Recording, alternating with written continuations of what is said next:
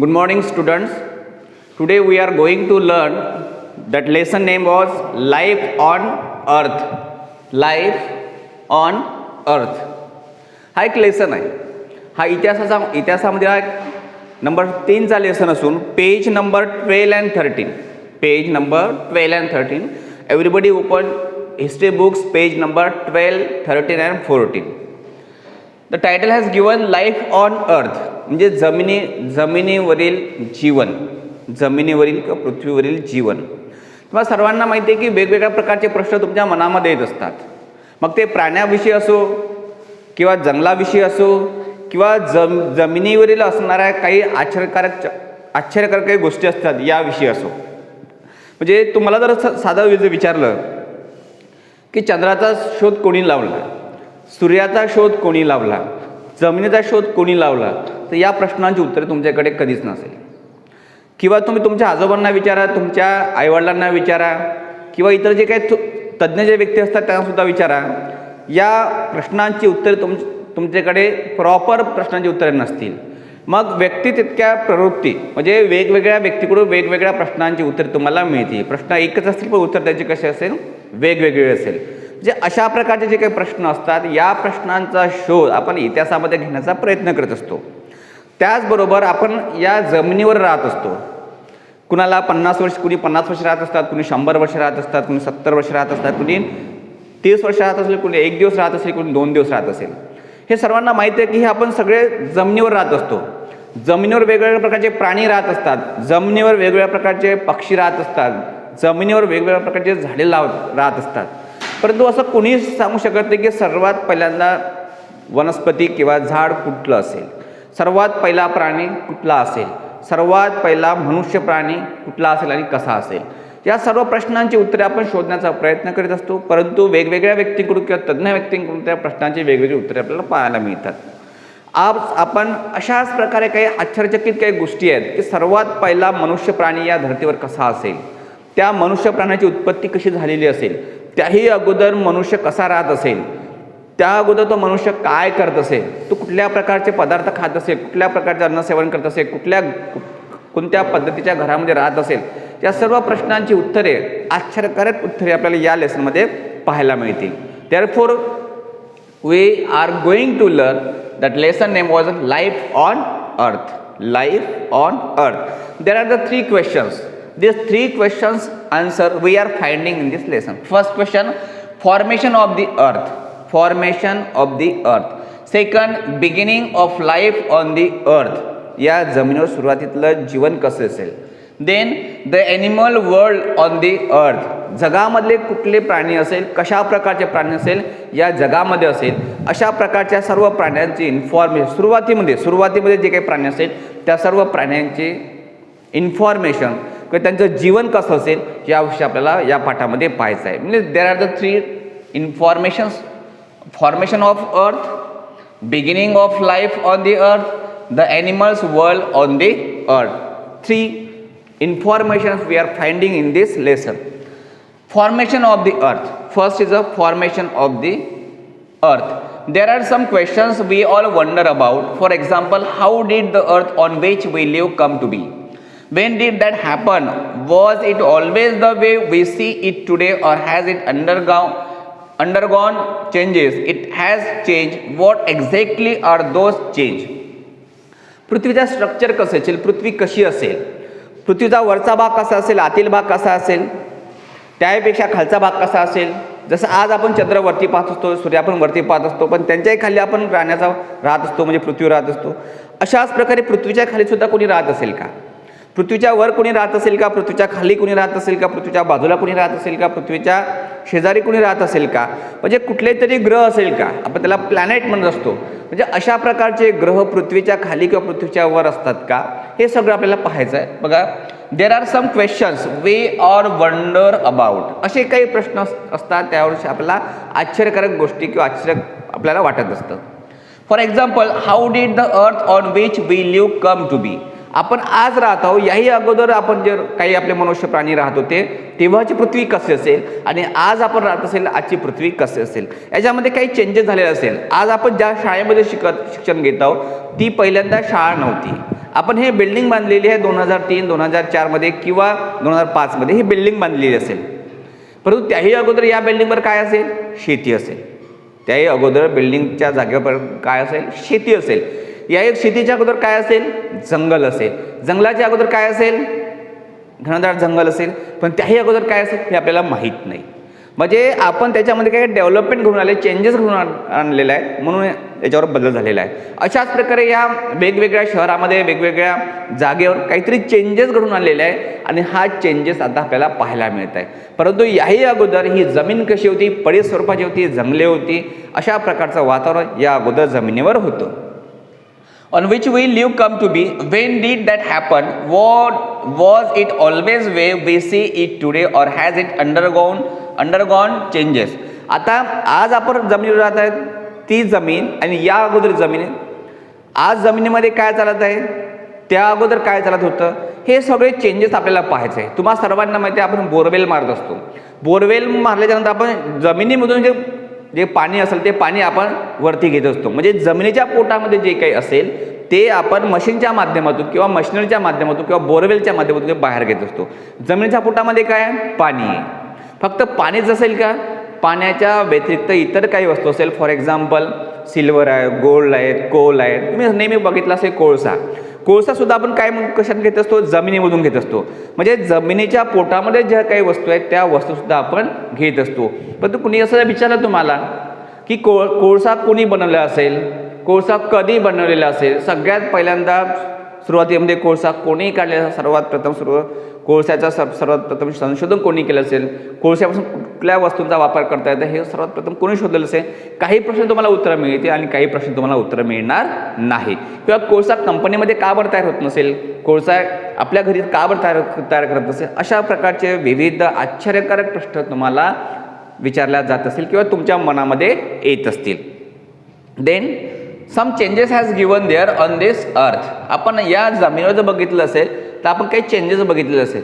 बरं, तुम्हाला सर्वांना माहिती आहे का 71% काय वॉटर आहे, 71% काय वॉटर आहे. म्हणजे जमिनीच्या भूपृष्ठापैकी 71% काय पाणी आहे. 29% काय लँड आहे.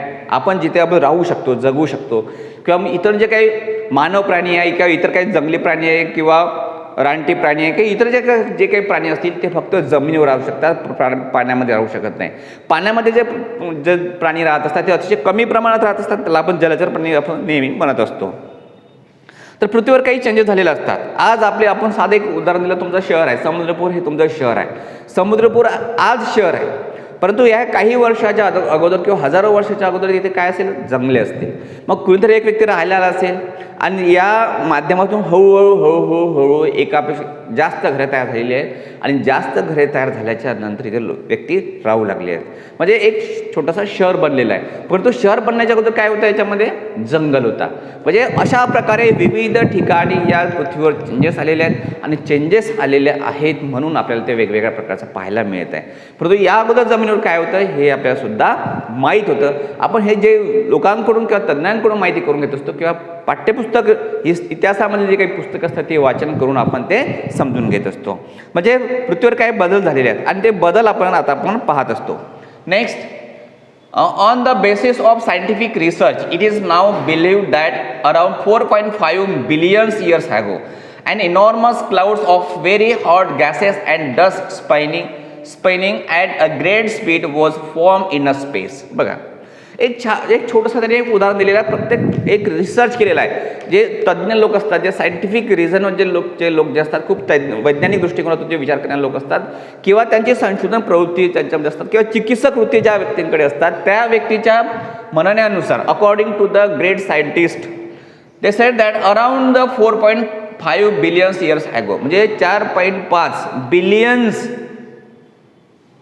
वर्षाच्या अगोदर जवळपास an enormous clouds of very hot gases and dust spinning at the great speed was formed in a space.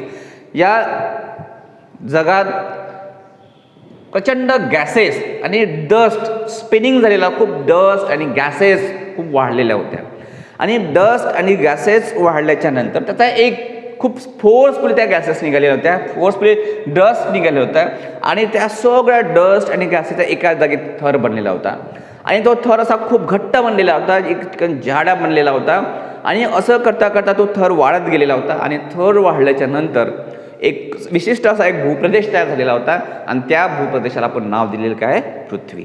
हे जे सगळं ऐकलेलं आहे हे कुणी पाहिलेलं नसेल, कुणीही कुठल्याही सायंटिस्टनी कुठल्याही व्यक्तीने पाहिलेलं नाहीत, परंतु त्याचा एक अभ्यास एक चिकित्सक वृत्तीने किंवा चिकित्सक बुद्धीने त्याने त्याचं संशोधन केलं आणि त्यांना असं जाणवत होतं की ज्या खूप स्पीडने काही जे डस्ट निघत होते, काही गॅसेस निघत होते आणि त्या गॅसेसचा डस्टचा एक होऊन एका ठिकाणी ते साचलेले होते आणि ते साचल्याच्या नंतर ती एक पृथ्वी तयार झाली आहे असं त्यांचं मत. That is great scientist research.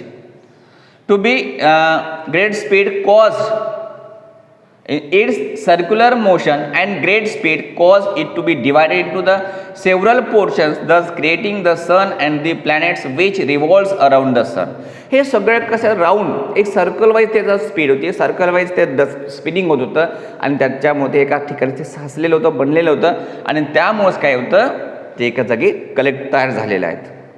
मग speed was form in space, its circular motions and great speed cause to be divided into several portion, different type of portions, many portions, thus creating the sun and the planets which revolve around the sun. आणि हे सगळे planet तयार होऊन सूर्याच्या भोवती ते फिरत असे. which revolves around the sun. The names of these planets are Mercury, Venus, Earth, Mars, Jupiter, Saturn, Uranus and Neptune. So these are the names of the planet. These are the names of the planet. हे सगळे प्लॅनेटचे नाव दिलेले, अशाच प्रकारचे planet त्यांनी तयार झालेले असतील आणि तयार झाल्याच्या नंतर रिव्हॉल्व होत असेल कोणाच्या भोवती, सूर्याच्या भोवती. म्हणजे अशा प्रकारचा रिसर्च आहे, अशा प्रकारचा रिसर्च कोणाचा आहे, सायंटिस्ट लोकांचा, सायंटिस्ट यांचा तो रिसर्च आहे. म्हणजे हा सगळा जो रिसर्च आहे हा रिसर्च सायंटिस्टचा आहे आणि तो आपण सर्वांनी मान्य केलेला आहे, म्हणून आपण अशा प्रकारचे आपण ते घटना आपण किंवा अशा प्रकारचे स्रोत आपण रिडिंग करत आहोत किंवा वाचन करत आहोत किंवा पाहत आहोत. परंतु नेमकं कशामुळे झालेलं असा कुठलाही व्यक्ती सांगू शकत नाही. या व्यक्तीने पृथ्वीचा शोध लावलेला आहे, या व्यक्तीने पृथ्वी कशी तयार झालेली बघितलेलं आहे, या व्यक्तीने पृथ्वीवर अशा प्रकारचा प्रसंग घडून आलेले आहे आणि खूप दीर्घकाळ बघितलेला आहे, अशा प्रकारचं कुठलाही व्यक्ती सांगू शकत नाही. कारण हे सगळं पाहण्यासाठी हजारो लाखो वर्षापूर्वीचा माणूस व्यक्ती असला पाहिजे आणि अशा प्रकारचा माणूस, अशा प्रकारचं ह्युमॅन बिंग्स आपल्याला पाहायला मिळत नाही. कुठल्याही व्यक्तीचं जर आयुष्याची मर्यादा जर बघितली तर 100 वर्ष असतं असं आपण लक्षात घेतो. आजच्या काळामध्ये 70 ते 60 वर्ष पकडत असतो आपण, पण हे जे आपण हजारो लाखो वर्षाच्या अगोदर 4.5 billions years ago, 4.5 billions years ago या वर्षाचा अगोदरचा हा कालखंड आहे आणि त्या कालखंडामध्ये अशा प्रकारचं संशोधन झालेलं असेल, अशा प्रकारचं वर्क झालेलं असेल असं त्यांना जाणवत असतं. Beginning of life on the अर्थ, beginning of life on the earth. Listen, among these planets the earth is only planet where life is known to be exist. After the formation of the earth it took about 80 crore years for its surface to cool down and for water bodies to be formed on it. It is believed that various kinds of the unicellular organism or living things first appeared in water. Listen, among these planets the earth is only planet where life is known to be exist. आपण वेगवेगळ्या प्रकारचे 8 planets बघितलेले आहेत. त्या 8 प्लॅनेट्सपैकी ज्या प्लॅनेट्सवर फक्त human बिंग्स राहू शकतं किंवा इतर प्राणी राहू शकतं असा एक प्लॅनेट होतं, त्याचं नाव होतं अर्थ. असे जमीन असा एक भाग आहे की त्या फक्त जमिनीवरच फक्त काही प्राणी राहू शकतं, बाकी इतर कुठल्याही प्लॅनेटवर प्राणी राहू शकत नाही किंवा कुठलाही जीव अस्तित्वात येऊ शकतं अशी जी मोकळी जागा असली पाहिजे ती म्हणजे काय तर earth. Earth is the only one planet where life is known to be exist. After the formation of the earth it took about 80 crore years for its surface to cool down. म्हणजे जवळजवळ जमिनीची उत्पत्ती झाल्याच्या नंतर किंवा जमिनीचं structure बनल्याच्या नंतर 80,000 crore years त्यानंतर 80 crore for it surface to cool down and for water bodies to be form on it. म्हणजे तिथला जो सरफेस कसा कूल झालेला, थंड बनलेला होता. म्हणजे अशा जमिनीवर आपलं प्राणी अस्तित्वात राहू शकतं किंवा जीव अस्तित्वात येऊ शकतं, अशा प्रकारचं वातावरण तिथं बनलेलं होतं. For water bodies to be formed on it, it's believed that various kinds of unicellular or organism or living things first appear in water. आणि अशा प्रकारचं जमिनीवरचं वातावरण तयार झाल्याच्या नंतर सर्वप्रथम पाण्यामध्ये एक जीव अस्तित्वात आलेला होता. आणि पाण्यात सर्वात पहिला जर जीव जर अस्तित्वात आलेला असेल तो म्हणजे पाण्यामध्ये. म्हणजे या पृथ्वीवर, या जमिनीवर सर्वात पहिल्यांदा जो जीव अस्तित्वात आलेला होता तो म्हणजे सर्वात पहिल्यांदा पाण्यामध्ये. They are known as a protozoa. They are known as a protozoa. Gradually, multicellular living things develop from these unicellular ones. These protozoa are so tiny that they cannot be seen with the naked eye.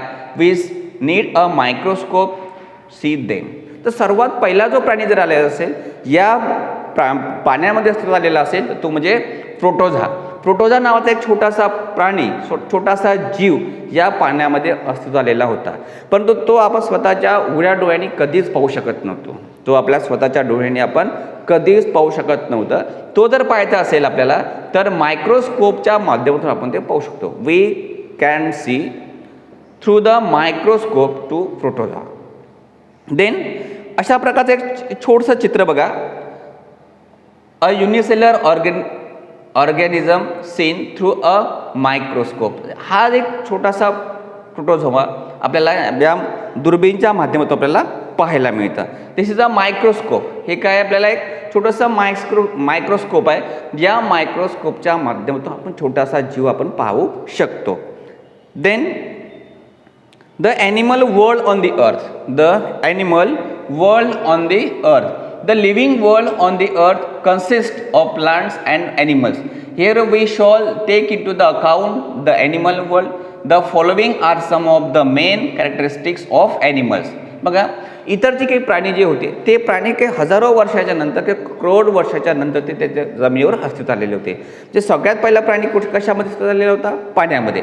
आणि other जे काही प्राणी जे होते किंवा other जे काही plants होते हे जमिनीवर नंतर अस्तित्वात आलेले होते. मग इथे दिले on the earth consist of plants, म्हणजे छोट्या छोट्या वनस्पती, and animals. Here we shall take into the account the animal world. आणि मग आपण ते समजून राहिलो की हे जे सगळं जग आहे हे जग कशाचं बनलेलं आहे? फक्त प्राण्यांचं आणि वनस्पतीचं बनलेलं आहे, आपण असं लक्षात घेत होतो. The following are some of the main characteristic of the animal. आणि मग प्राण्यांचे काही जे काही कॅरेक्टरिस्टिक आहेत त्याचे काही वैशिष्ट्य होते आणि त्या वैशिष्ट्याच्यानुसार आपण त्यांना प्राणी म्हणत होतो आणि त्यांच्या काही वैशिष्ट्यानुसार त्याला आपण काय म्हणत होतो? प्लांट असं म्हणतो. बघा याच्यामध्ये दिलेलं आहे first number 1 animal breathing. Animals breathe म्हणजे जे प्राणी काय श्वासोश्वास करत असतात त्याला आपण काय नेमकं एक पार्ट दिलेला आहे. आणि second part is that animals move in order to get food or for other purpose. Food. Animals move in order to get food or for other purpose. म्हणजे काही असे वनस्पती, काही असे प्राणी असतात ते काही प्राणी आपल्या अन्नासाठी किंवा त्यांच्या गरजेनुसार काही उद्दिष्टानुसार ते काय फिरत असतात. म्हणजे पहिला प्रकार काय लक्षात घेतला आपण? Animals breathe. काही प्राणी काय करतात? श्वासोश्वास घेत असतात, असा एक प्रकार. Second animals move in order to get food. म्हणजे काही प्राण्यांना आपल्याला अन्न पाहिजे किंवा काही प्राणी आपल्या काही उद्दिष्टासाठी किंवा पर्पजसाठी ते फिरतात, असा एक दुसरा part. Second third animals of some species lay eggs and their young ones are born out of the eggs. Animals of some other species give birth to their young ones. आता काही प्राणी छोट्या प्राण्यांना जन्म देत असतात, चाइल्डला जन्म देत असतात. असे जे काही प्राणी, ते काही प्राणी स्वतः जन्म देत असतात, काही प्राणी अंड्याच्या माध्यमातून जन्म देत असतात. अशा प्राण्यांचे सुद्धा त्यांनी विभाग केलेले होते. Animals of some species lay eggs and their young ones are born out of the eggs. म्हणजे काही प्राणी काय पहिल्यांदा एग्स देत असतात, अंडे देत असतात आणि अंड्यातून ते पिलांचा जन्म देत असतात. Then animals of some other species give birth to their young ones. आणि काही ॲनिमल्स काय असतात डायरेक्ट त्यांना प्राण्यांना छोट्या पिलांना ते जन्म देत असतात. असे काही त्यांनी प्राणी बघितलेले आहे. आपण बघा याच्यामध्ये काही तुम्हाला काही प्राणी दिलेले आहेत, काही पक्षी दिलेले आहे. बघा हा पक्षी आहेत, हे सगळे काय प्राणी आहेत. हे सगळे काय प्राणी आहेत. म्हणजे हे वटवाघूळ आहेत, हा एक पक्षी आहेत. अशा प्रकारचे आपण वेगवेगळे प्राणी याच्यामध्ये बघितलेले असेल. बघा पुन्हा खाली बघा तुम्हाला दिसतील हे सगळे प्राणी आहेत. इथे सुद्धा हे फुलपाखरू आहेत, सरडा आहेत, पक्षी आहेत, वाघ आहेत, टायगर्स, हे जे सगळे जे आपण प्राणी आहोत हे सगळे प्राणी आपण पाहिलेले आहेत. मग हे केव्हा पाहिलेले आहेत? जमिनीचा पृष्ठभाग तयार झाल्याच्या नंतर, हजारो वर्षाच्या नंतर, करोडो वर्षाच्या नंतर तुम्ही वनस्पती आणि काही प्राणी पाहिलेले आहेत. म्हणजे त्या अगोदर मानवजात ही कुठेही अपवादात्मक नव्हती, कुठेही मानवजात नव्हती. या प्राण्यांपासून, ज्या माकडांपासून हळूहळू उत्पत्ती व्हायला सुरुवात झाली, त्याच्यामध्ये काही इम्प्रूव्हमेंट व्हायला सुरुवात झाली, त्यांच्यामध्ये काही बदल घडून आलेले होते आणि या माकडाच्या माध्यमातून मानवाची निर्मिती व्हायला लागली. म्हणजे अशा प्रकारचे आपण जर तुम्हाला माहीत असेल की पृथ्वी नेमकी कशी तयार झाली असेल, की गॅसेस, ज्या स्पीडच्या गॅसेस बनलेल्या असेल, काही डस्ट ते सूर्याच्या भोवती फिरत असेल आणि फिरल्याच्या नंतर एका ठिकाणी स्थिर झाल्याच्या नंतर, आणि ती स्थिर झाल्याच्या नंतर त्या जमिनीवरचा जो पृष्ठभाग आहे तो थंड झालेला असेल आणि थंड झाल्याच्या नंतर या जमिनीवर प्राणी किंवा जीव अस्तित्वात यायला सुरुवात झाली. सर्वात पहिल्यांदा जो जीव अस्तित्वात आलेला होता तो म्हणजे पाण्यामध्ये आलेला होता, त्याला आपण प्रोटोझोआ म्हणत असतो. तो पाण्यामध्ये तयार झालेला आहे आणि असं करता करता हळूहळू या जमिनीवर फक्त वनस्पती आणि प्राणी राहत होते. काय राहत होते? वनस्पती आणि प्राणी. आणि काही प्राण्यांच्या माध्यमातून आपल्या मानवजातीला मानवजातीसाठी विकास झाला किंवा उत्पत्ती झाली आणि त्या उत्पत्तीपासून हळूहळू मानवाचा विकास होत गेलेला आहे असं आपल्याला पाहायला मिळतं. द नेक्स्ट, तर in this way we have to discuss life on earth, formation of earth, beginning of life on earth and then the animal world on the earth. The animal world on the earth. तर अशा प्रकारे या तीनही घटकांचा अभ्यास आपण या पाठामध्ये केलेला आहे. Next, there are the some exercise questions. Answer the each questions in one sentence. प्रत्येक प्रश्नाचं उत्तर तुम्हाला एका वाक्यामध्ये लिहायचं आहे. काय करायचं? तुम्हाला पूर्ण लेसन रीड करायचं आहे आणि लेसन रीड केल्याच्यानंतर क्वेश्चन प्रॉपरली रीड करायचं आहे आणि क्वेश्चन प्रॉपरली रीड केल्याच्यानंतर तुम्हाला त्याचा आन्सर तुम्हाला त्या लेसनमध्ये शोधायचं आहे. What instruments do we need to see a unicellular organism? काय पाहत असतो आपण? मायक्रोस्कोप नावाचं बघा तुम्हाला चित्र दिलेलं आहे, तुम्हाला लिहायचं answer. Microscope instrument do we have a need to see a unicellular organism through the microscope, असं तुम्ही आन्सर लिहू शकता. Where did the protozoa appeared first? In a water. Answer the following question in a brief. तुम्हाला short त्याचा answer द्यायचं तुम्हाला lesson read करून. How were the sun and the planets in our solar system created? Second, write any two characteristic of this animals. तुम्हाला characteristic दिलेल्या आहेत, ते animals तुम्हाला कॅरेक्टरिस्टिक लिहायचे.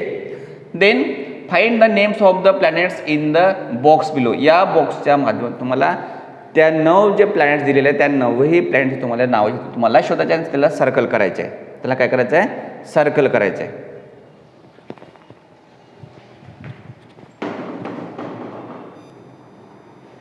Then third question is there. Find the names of the planets in the box below. बघा हा एक box दिलेला आहे. या बॉक्समध्ये तुम्हाला जे 9 प्लॅनेट्स आहेत त्या 9 प्लॅनेट्सपैकी तुम्हाला जे काही नावे तुम्हाला शोधता येतील ते तुम्हाला नावे शोधायचं आहे. फॉर एक्झाम्पल बघा मर्क्युरी, MERCURY, मर्क्युरी. मग तुम्हाला काय करायचं? असा बॉक्स बनवायचा आहे आपल्या पेननी, ब्लॅक पेन किंवा ब्ल्यू पेननी, आणि ते तुम्हाला कव्हर करायचं आहे. त्याच्यानंतर बघा अर्थ, EARTH, अर्थ. तुम्हाला तो असा एक बॉक्स बनवायचा आहे. तुम्हाला अशा प्रकारे काय बनवायचं? तुम्हाला बॉक्स बनवायचं आहे. त्यानंतर बघा question number 4, arrange the events given below in chronological order. Chronological order म्हणजे एक प्रॉपर सिक्वेन्स तुम्हाला बनवायचा आहे. A number, water bodies appeared on the earth surface. The second, B, the sun and the planets revolving around it were created. Protozoa appeared in water. An enormous clouds of hot gases and dust was formed in a space. पहिल्यांदा तुम्हाला काय येईल? And enormous clouds of hot gases and dust was formed in a space. Then the sun and the planets revolving around it were created. Then water bodies appeared on the earth first. Protozoa appeared in water, then water bodies appeared on the earth surface. तुम्हाला अशा प्रकारे proper sequence तुम्हाला ते लिहायचे. Then activity, make a model of solar system using balls of different size. तुम्हाला एक छोटीशी activity आहे, ते तुम्हाला बनवायचं आहे. एक छोटंसं मॉडेल बनवायचं आहे ऑफ सोलर सिस्टमचं. सोलर सिस्टम तुम्हाला मॉडेल बनवायचं आहे की त्याच्यामध्ये बॉल्स ऑफ डिफरंट साईज, ते वेगवेगळ्या प्रकारचे बॉल्स असतात, त्याची साईज तुम्हाला त्यामध्ये दाखवायचं आहे. प्रोजेक्ट बघा, विजिट अ झू और make a list of animals which are seen in your neighbourhood and note their characteristic. तुम्हाला एक प्राणी संग्रहालयाला भेट द्यायची, अगदी जवळच्या प्राणी संग्रहालयाला भेट द्यायची आहे, किंवा तुमच्या शेजारी जे असं जे काही प्राणी असतात ते पाहायचं आहे, शोधायचं आहे, ते प्राण्यांना, त्या प्राण्यांची नावे लिहायची आहे आणि त्या प्राण्यांच्या नावासमोर ज्या काही त्याच्यामध्ये कॅरेक्टरिस्टिक असतील त्या कॅरेक्टरिस्टिक तुम्हाला शोधून ते लिहायचं आहे. म्हणजे त्या प्राण्यांचा कलर कुठला असेल, तो प्राणी कुठलं काम करत असेल, त्यांना पाय किती असेल, हात किती असेल, त्यांचं वजन किती असेल, अशा प्रकारचे त्याची इन्फॉर्मेशन तुम्हाला त्याच्यामध्ये कलेक्ट करायची आहे. एक तुम्हाला short, do you know this, do you know this, हे तुम्हाला माहीत आहेत का? बघा, some scientist feel that there is a possibility of life on Mars. Mars means Mangal, म्हणजे मंगळ ग्रहावर आपण जाऊ शकतो किंवा तिथे राहू शकतो असं काही वैज्ञानिकांना वाटत असतं. However, no evidence regarding this has been found so far. या संबंधित कुठल्याही प्रकारची इन्फॉर्मेशन कुठल्याही वैज्ञानिकाला मिळालेली नव्हती. लाईक अवर अर्थ, आपल्या जमिनीसारखी. Mars too has a volcanoes, valleys and deserts. It also has polar regions covered with the ice sheet. 95% of its atmosphere contains carbon dioxide. म्हणजे अशा पृथ्वीसारखी माहिती या मंगळ ग्रहावर कुठल्याही प्रकारची माहिती उपलब्ध नव्हती. परंतु मंगळ ग्रहावर गेल्याच्यानंतर व्हॉल्केनीज, व्हॅलीज आणि डेझर्टसारखं वातावरण असं त्यांना जाणवलेलं आहे. It also has polar regions covered with ice sheet. त्यामध्ये 95% काय आईस असेल, बर्फ असेल, त्यांचा अंदाज होता. 95% of it atmosphere contains carbon dioxide. तिथलं जर वातावरण कसं आहे, कार्बन डायऑक्साईडचं असेल, त्यांचा वाटत होतं. It also has oxygen in A very small quantities. अतिशय कमी प्रमाणात त्याच्यामध्ये ऑक्सिजन असेल त्यांना जाणवलं. As also other gases and water. तिथे काय असेल, अदर गॅसेस असेल आणि वॉटर म्हणजे पाणी पण सुद्धा असेल. Hence it was thought that life may exist on Mars. The soil on Mars is found to contain some components that are essential for the growth of planets. म्हणजे ज्या मंगळ ग्रहावर जी काही माहिती असेल, माती असेल, त्या मातीचे काही कंटेंट्स लक्षात घेऊन तिथे काही पाणी राहू शकतं किंवा इतर काही वनस्पती राहू शकतं असा त्यांचा अंदाज होता. More research is being carried out in the light of all this fact. खूप मोठा रिसर्च केल्याच्यानंतर काही घटक त्याच्यामध्ये त्यांना माहिती मिळाली. However, the existence of water in its liquid form is essential for life to exist. म्हणजे जर आपल्याला जर मंगळ ग्रहावर जर राहायचं असेल तर पाणी म्हणजे एक लिक्विडमध्ये पाणी जे अस्तित्वात असायला पाहिजे असा त्यांचा अंदाज आहे. However, the existence of water in its liquid form is essential for its life to exist. It is true that the polar regions of Mars are covered with ice, but there is no liquid water. म्हणजे त्या भागामध्ये पूर्ण बर्फही बर्फ आहेत असं त्यांना माहीत झालेलं होतं आणि कुठल्याही प्रकारचं पाणी नाही हे त्यांना माहीत झालेलं होतं. Then the idea of the man from Mars has become popular through the literature and cinema, but scientists research has not confirmed it. परंतु काही व्यक्तींना एक लिटरेचरच्या माध्यमातून किंवा सिनेमाच्या माध्यमातून त्यांना काही माहिती मिळालेली होती, परंतु त्या माहितीवर ते वैज्ञानिक विश्वास ठेवत नव्हते. India launch a spacecraft Mangalyaan to Mars on 5 November 2013. म्हणजे भारताने एक स्पेसक्राफ्ट लॉन्च केलेलं होतं मंगळयान म्हणून, आणि ते त्यांनी केव्हा सोडलेलं होतं, 5 November 2013. And the mission was successful accomplished on 24 September 2014. This is a historic event. म्हणजे त्यांनी मंगळयान केव्हा सोडलेलं होतं, 5 नोव्हेंबर 2013, आणि ते सक्सेस केव्हा ठरलेलं होतं, 24 सप्टेंबर 2014. म्हणजे असं 1 वर्षाच्या काळामध्ये, जवळजवळ 1 वर्षाच्या काळापेक्षा जास्त दिवसांमध्ये ते सक्सेस ठरलेलं होतं. म्हणजे असा जो काही इव्हेंट्स असेल तो इव्हेंट्समध्ये केव्हा ठरलेला होता, दिस इज अ हिस्टॉरिकल इव्हेंट. हा कुठला इव्हेंट आहे, हिस्टॉरिकल इव्हेंट. म्हणजे कुठल्याही व्यक्तीचा कुठल्याही घटकाचं संशोधन जर करायचं असेल तर या माध्यमातून आपण संशोधन करू शकतो आणि वेगवेगळ्या प्रकारची माहिती आपण मिळवू शकतो. म्हणजे अशा प्रकारचे एक आश्चर्यकारक प्रश्नांची उत्तरे आपण या लेसनच्या माध्यमातून आपल्याला पाहायला मिळालेली आहेत. म्हणजे अशाच प्रकारच्या वेगवेगळ्या प्रश्नांची उत्तरे तुम्हाला वेगवेगळ्या लेसनमधून, इतिहासकालीन पुस्तकामधून, इतिहासकालीन त्या संपादित लेखांमधून किंवा ज्या काही तुम्हाला डिस्कवरी चॅनलच्या माध्यमातून तुम्हाला ही सगळी माहिती तुम्हाला पाहायला मिळतं किंवा तुम्हाला ऐकायला मिळतं. Thank you so very much.